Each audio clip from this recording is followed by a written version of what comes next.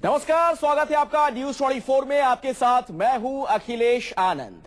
कुमार विश्वास आम आदमी पार्टी के नेता आज अमेठी पहुंचे और कांग्रेस के किले में जाकर उन्होंने हुंकार भरी, लेकिन जो मंजर वहां नजर आया, ऐसा लगा अमेठी की जनता फिलहाल कुमार विश्वास पर विश्वास करने को राजी नहीं है। बात हम करेंगे इस राजनीतिक घटनाक्रम के बारे में, तफसील से आपको जानकारी देंगे, लेकिन पहले आपको गोवा लिए चलते हैं। नरेंद्र मोदी चुनावी भाषण दे रहे हैं और दिल्ली की सरकार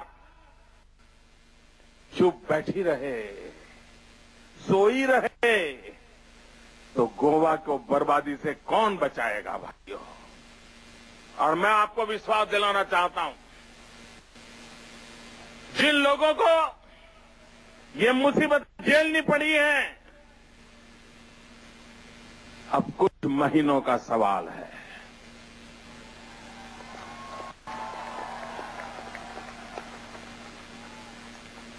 हम पर्यावरण की रक्षा भी करेंगे, हम माइनिंग में ट्रांसपेरेंसी भी लाएंगे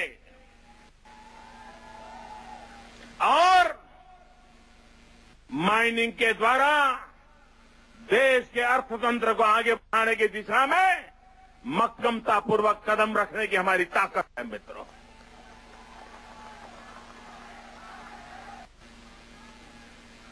ये मुसीबत उन लोगों के लिए है जिनको हमेशा भांति भांति के टैक्स लगाने होते हैं। आपको पता है, एनवायरमेंट मिनिस्ट्री को लेकर के इतना तूफान मचा हुआ था, सारी फाइलें रोक दी जाती थी, रुपये पैसों के बिना काम नहीं होता था। और हमने तो इनकम टैक्स नाम सुना था, सेल्फ टैक्स नाम सुना था, एक्साइज नाम का टैक्स सुना था। पहली बार हमारे कान पे आया कि दिल्ली में एक जयंती टैक्स चलता है। पहली बार हमें पता चला कि दिल्ली में जयंती टैक्स चलता है। जब तक ये जयंती टैक्स पूरा नहीं होता है, पर्यावरण में, एनवायरमेंट में फाइल इधर उधर हिल नहीं सकती, ऐसा लोग कहते हैं। मुझे तो कभी ऐसे कारोबार की जरूरत नहीं पड़ी, मुझे अपना तो अनुभव है नहीं। लेकिन भाइयों बहनों, हम हैरान हैं, क्या स्थितियां बदली नहीं जा सकती हैं। और ये इन लोगों ने कैसी व्यवस्थाएं विकसित की है। मुझे सीमेंट के कारखानों के लिए, मेरे यहां लाइमस्टोन है, उसकी लीज देनी थी। हम नहीं चाहते थे कि कहीं से कोई बेईमानी हो। हमने भारत सरकार को लिखा, हमने कहा कि हम ये लाइमस्टोन की जो भूमि है वो हम ऑक्शन करना चाहते हैं, हराजी करना चाहते हैं। जो ज्यादा बोली बोलेगा, सरकार की तिजोरी में पैसा देगा, उसको मिलेगा। सही रास्ता है कि नहीं भाइयों? मुझे बताइए, सही रास्ता है कि नहीं है? अरे आप बताइए ना, हम तो आपको पूछ करके चल रहे हैं। सही रास्ता है ना? आपको मालूम है भारत सरकार ने क्या कहा? भारत सरकार ने कहा, मोदी तुम नहीं कर सकते हो। हिंदुस्तान सरकार का कानून तुम्हें ऑक्शन करने की इजाजत नहीं देता है। आप मुझे बताइए, एक सरकार ट्रांसपेरेंसी के साथ ऑक्शन करके सीमेंट के कारखानों लगा करके देश के लोगों को सस्ता सीमेंट मिले, उस लिए इनिशिएटिव ले रही है। और दिल्ली की सरकार खुद तो कुछ नहीं करती, जो करना चाहते हैं उन पर भी बेटियां लगा देती है। देश ऐसे नहीं चल सकता। भाइयों बहनों, दिल्ली में बैठी हुई सरकार जो भारत के संघीय ढांचे को नकार रही है, ये देश जितना महात्म्य राज्यों का है, उतना ही महात्म्य देश का है। जितना महात्म्य भारत सरकार का है, उतना ही महात्म्य राज्य सरकारों का है। भारतीय जनता पार्टी का स्पष्ट मत है कि हम भारत के संघीय ढांचे की नींव को और मजबूत बनाने की दिशा में काम करेंगे। कांग्रेस ने सत्तावादिता के कारण भारत के संघीय ढांचे को जड़ों से हिला दिया है। वे संघीय ढांचे को स्वीकार करने को तैयार नहीं है। वो एक हत्थू शासन चलाने के पक्ष में है और भारत की सभी राज्य सरकारों की शिकायत है। अभी 2 दिन पहले आपने संजय जी का बयान सुना होगा, भारत के गृह मंत्री का। वो कह रहे हैं, बड़ी चिंता की बात बताई है और गंभीर बात बताई है। पिछले सितंबर में उन्होंने चिट्ठी लिखी थी राज्य के मुख्यमंत्रियों को। अब उन्होंने टीवी पे इंटरव्यू दिया और ये कहा है कि वो दोबारा चिट्ठी लिखेंगे। और क्या कह रहे हैं, मैं आपसे पूछना चाहता हूं, पहले आप जवाब देंगे भैया? आप मुझे कहिए, गुनहगार को सजा मिलनी चाहिए कि नहीं मिलनी चाहिए? किसी भी गुनहगार को सजा मिलनी चाहिए कि नहीं मिलनी चाहिए? सभी गुनहगारों के लिए एक ही प्रकार का कानून होना चाहिए कि नहीं होना चाहिए? जरा पूरी ताकत से बताओ, शिंदे जी सुने। सभी गुनहगारों के लिए एक ही प्रकार का कानून होना चाहिए कि नहीं होना चाहिए? सभी गुनहगारों के साथ एक ही प्रकार का व्यवहार होना चाहिए कि नहीं होना चाहिए? आपको हैरानी होगी, भारत के गृह मंत्री, इनकी हिम्मत देखिए, वोट बैंक की राजनीति देखिए। वो मुख्यमंत्रियों को चिट्ठी लिखने की हिम्मत कर रहे हैं और ये कह रहे हैं कि आप अगर गुनहगारों को अरेस्ट करते हो तो ये देखो कि मुसलमान अरेस्ट न हो। क्यों भाई? क्या गुनहगार का भी कोई रिलीजन होता है क्या?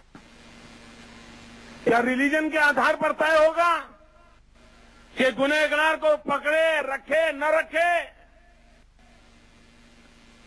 नियम तो ये होना चाहिए कि हिंदुस्तान का किसी भी पंथ का, संप्रदाय का, जाति का, भाषा का कोई भी व्यक्ति हो, लेकिन अगर वो बेगुनाह है तो उसको न्याय मिलना चाहिए।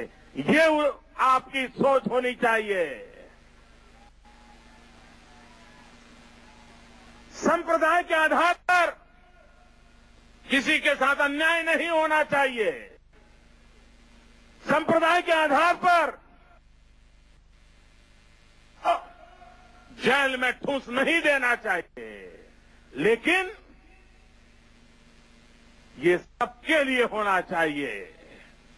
वोट बैंक की राजनीति नहीं होनी चाहिए। इतना ही नहीं,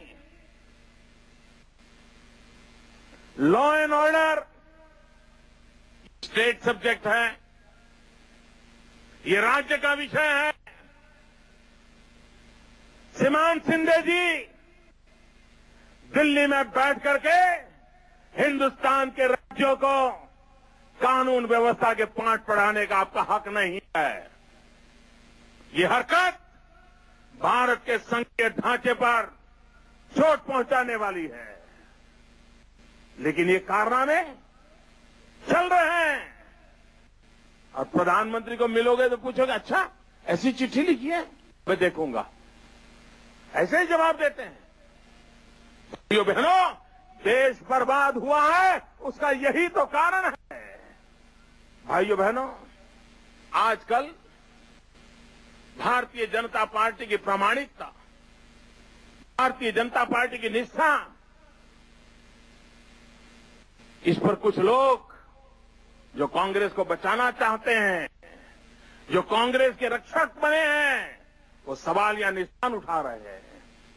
मैं ऐसे लोगों को पूछना चाहता हूं, ये वो भारतीय जनता पार्टी है जिसके पहले प्रधानमंत्री अटल बिहारी वाजपेयी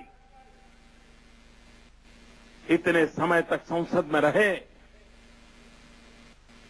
देश के गौरवशाली कालखंड के प्रधानमंत्री रहे, लेकिन ये भाजपा के नेता के पास इतने सालों के सार्वजनिक जीवन के बाद, इतना समय प्रधानमंत्री पद पर रहने के बाद, आज भी उनके पास अपना खुद का घर नहीं है। रहने को खुद का घर नहीं है। क्या हमारी प्रामाणिकता के लिए सवाल पूछे जाएंगे? झूठे इल्जाम लगाए जाएंगे? भाइयों बहनों, हम सत्ता में रहने के बाद हम भारतीय जनता पार्टी के सभी कार्यकर्ता ईमानदारी के साथ देश के जन जन की सेवा करके समर्पण भाव से आज भारत माता के भलाई के लिए काम कर रहे हैं। भाइयों बहनों, मैं जब एयरपोर्ट पे आया तो एक डेलीगेशन मुझे मिलने आया था। गोवा के कुछ प्रतिष्ठित लोग थे। उन्होंने मुझे एक मेमोरेंडम दिया। उस बात का जिक्र हमारे आदरणीय मुख्यमंत्री मनोहर जी ने भी किया। उन्होंने कहा, साहब, गोवा को स्पेशल स्टेटस मिलना चाहिए। मैं थोड़ा चौंक गया, क्योंकि हमारे देश में स्पेशल स्टेटस का मतलब होता है रुपये दे दो, पैकेज दे दो, पैसे दे दो। उन्होंने मेमोरेंडम देने के साथ मुझे कहा कि मोदी जी, हमें पैसे नहीं चाहिए। हम पैसों के लिए स्पेशल स्टेटस नहीं मांग रहे हैं। और जब मैंने उनको सुना, मुझे उन आए हुए सभी प्रतिनिधियों के प्रति गर्व महसूस हुआ। मुझे आदर हुआ उनके प्रति। उन्होंने कहा, हमें स्पेशल स्टेटस चाहिए हमारी गोवा की आइडेंटिटी के लिए। हमें स्पेशल स्टेटस चाहिए गोवा के पर्यावरण के लिए। हमें स्पेशल स्टेटस चाहिए गोवा की परंपराओं के लिए। भाइयों बहनों, ये नया नजरिया है, स्वागत योग्य नजरिया है। और आपकी इस भावनाओं का आदर करना, वो सौभाग्य, मुझे गर्व होगा दोस्तों, गर्व होगा।